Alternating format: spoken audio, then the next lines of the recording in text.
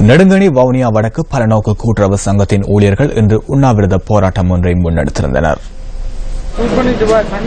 இன்று முற்பகல் வவுனியா வடக்கு பலநோக்கு கூட்டுறவு சங்க கட்டிடத்திற்கு முன்பாக இந்த உண்ணாவிரத போராட்டம் முன்னெடுக்கப்பட்டது.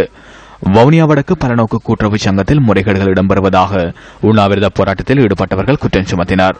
எமது சங்கத்தில் நடக்கின்ற செயற்பாடுகளானது பழைய பணியாளர்களை பழிவாங்கும் நோக்கோடும் இது செயற்பட்டு வருவதாலும் எமது சொத்துக்கள் அனைத்தும் ஈடு வைப்பதனாலும் கண்டித்தும் எமது சங்கம் அழிவு பாதையை செல்லாது ஒரு நல்ல ஒரு நிர்வாகத்தோடு இந்த சங்கம் புத்து உயர்வு பெற வேண்டும் என்பதற்காகவே இந்த உண்ணாவிரதத்தை மேற்கொண்டிருக்கிறோம்.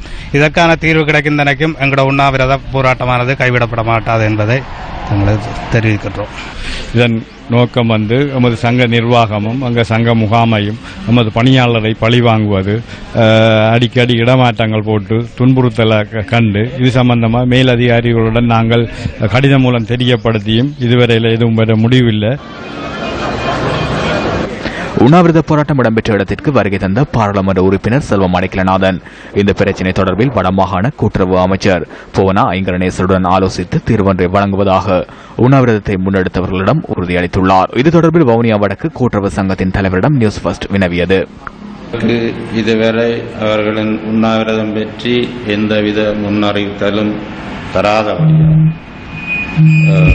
அவர்களின் கோரிக்கை என்னவென்று தெரியாதபடியாலும் நாங்கள் அவர்களுடைய கோரிக்கைகள் வந்தபின் அது பற்றி பரிசீலிக்கலாம் என்று நாங்கள்